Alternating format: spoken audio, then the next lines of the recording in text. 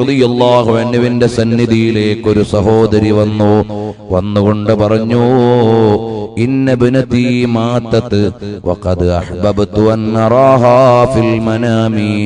എന്റെ മോള് വഫാത്തായി പോയി, എനിക്ക് കിനാവിലൊന്ന് കാണാൻ ആഗ്രഹമുണ്ടല്ലോ. ഫഅല്ലിംനി സ്വലാതൻ നുസല്ലിഹാ ലഅല്ലി അറാഹാ. എനിക്ക് ആ മകളെ ഒന്ന് കാണാൻ എനിക്കൊരു മാർഗം പറഞ്ഞു തരണം, അങ്ങനെ എനിക്ക് ആ മകളെ ഒന്ന് കാണണം. ബഹുമാനപ്പെട്ടവർ ഒരു സ്വലാത്ത് പറഞ്ഞു കൊടുത്തു. ഫറഅതി ബിനതഹാ വഅലൈഹാ ലിബാസുൽ ഖത്റാനി വൽ ഗുല്ലു ഫീ ഉനുഖിഹാ വൽ ഖൈദു ഫീ റിജ്ലിഹാ ഫർതഅത് ലിദാലിക ഫഅലമത് അൽ ഹസന.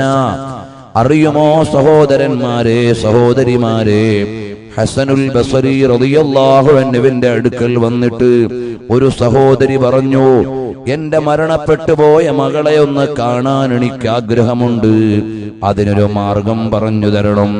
മഹാനവറുകൾ ഒരു സ്വലാത്ത് പറഞ്ഞു കൊടുത്തു. അതുവഴി അതാ മകളെ കാണുകയാണ്. മകളതാ നരകീയമായ വസ്ത്രം ധരിച്ചിരിക്കുകയാണ്, കാലിൽ ചങ്ങലയാണ്, വളരെ പീഡനം അനുഭവിച്ചുകൊണ്ട്, ശിക്ഷ അനുഭവിച്ചുകൊണ്ടിരിക്കുന്ന കാഴ്ചയാണ് കാണുന്നത്. അവൾ വിഹ്വലയായി വന്ന് ഹസനുൽ ബസരി റളിയല്ലാഹു അൻഹുവിനോട് പറഞ്ഞു, അതേ, എന്റെ മകളുടെ അവസ്ഥ വലിയ അപകടത്തിലാണ്. കുറച്ചു നാളുകൾ കഴിഞ്ഞപ്പോൾ ബഹുമാനപ്പെട്ട ഹസനുൽ ബസരി റളിയല്ലാഹു അൻഹു കാണുകയാണ്. ഹത്താ റആഹൽ ഹസനു ഫിൽ മനാമി വഹിയ ഫിൽ ജന്നതി അലാ സരീരിൻ വഅലാ റഅസിഹാ താജുൻ.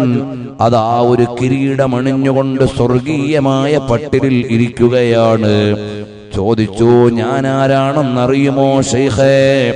യാ ശൈഖു അമാ തഅരിഫുനി, എന്നെ അറിയുമോ? മഹാനവറുകൾ പറഞ്ഞു, അറിയില്ല. ഫഖാലത്ത് ലഹു, അപ്പോഴാ സ്ത്രീ പറയുകയാണ്, അന തിൽക്കൽ മർഅത്തുല്ലതി അല്ലംത ഉമ്മി അസ്സലാത ഫറഅത്നി ഫിൽ മനാമി. നിങ്ങൾ സ്വലാത്ത് പറഞ്ഞു കൊടുത്തപ്പോൾ ശിക്ഷ അനുഭവിക്കുന്നതായി കണ്ട മകളാണ് ഞാൻ. അപ്പോൾ മഹാനവറുകൾ ചോദിച്ചു, അല്ല, ഫമാ സബബു അംരിക്കി, എന്താ മോളെ, അന്ന് വലിയ കാഴ്ചയല്ലേ നിന്റെ ഉമ്മ കണ്ടത്, ഇപ്പോൾ നീ സ്വർഗത്തിലായിട്ടാണല്ലോ കാണുന്നത്. അപ്പോൾ ആ സ്ത്രീ പറയുകയാണ്, മർറ ബിമഖ്ബറത്തിനാ റജുലുൻ ഫസല്ലാ അലൻ നബി സ്വല്ലല്ലാഹു അലൈഹി വസല്ലമ വകാന ഫിൽ മഖ്ബറത്തി 560 ഇൻസാനം ഫിൽ അദാബി. അതാ ഞങ്ങളുടെ ഖബറിന്റെ അരികിലൂടെ ഒരു മനുഷ്യൻ സ്വലാത്ത് ചൊല്ലിക്കൊണ്ട് നടന്നുപോയി. ഞങ്ങൾ 560 ആളുകൾ ഈ ഖബർസ്ഥാനിൽ ശിക്ഷ അനുഭവിക്കുന്നവരുണ്ടായിരുന്നു. ആ ഒരു സ്വലാത്തിന്റെ കാരണമായി ഒരു നാദം മുഴങ്ങുകയാണ്, ഇർഫഉൽ അദാബ അൻഹും ബിബറകത്തി സ്വലാത്തി ഹാദർ റജുലി അലൻ നബിയിൽ കരീം. നബി സല്ലല്ലാഹു അലൈഹി വസല്ലം തങ്ങളുടെ മേൽ സ്വലാത്ത് ചൊല്ലിയ കാരണത്താൽ ഇവരുടെ എല്ലാം മേലെ നിന്ന് അദാബിനെ ഉയർത്തണം എന്നൊരു നാദം മുഴങ്ങുകയാണ്. അങ്ങനെ എന്റെയും അദാബ് ഉയർത്തപ്പെട്ടതാണ്. ഞാനും ശിക്ഷയിൽ നിന്ന് രക്ഷപ്പെടാനുള്ള കാരണം ഈ ഖബറിലൂടെ ഒരാൾ സ്വലാത്ത് ചൊല്ലിക്കൊണ്ട് കടന്നുപോയതാണ്. അപ്പോൾ സ്വലാത്ത് നമുക്ക് എല്ലായിടത്തും രക്ഷയാണ്. നമ്മൾ വിചാരിക്കും മരണ വീട്ടിൽ സ്വലാത്തോ, മരണ വീട്ടിൽ ബുറുദയോ എന്നൊക്കെ വിചാരിക്കും. ബഹുമാനപ്പെട്ട Abbas bin Alawi bin Abbas al Maliki എന്ന മഹാനവറുകൾ വഫാത്തായപ്പോ അവിടുന്ന് ജനാസ ഉയർത്തുന്നത് മുതൽ വലിയ ബുറുദയാണ്. മഹാനവറുകളെ കുറിച്ച് മക്ക ഡെയിലി ന്യൂസ് പേപ്പറിൽ എഴുതിയത് അറിയോ?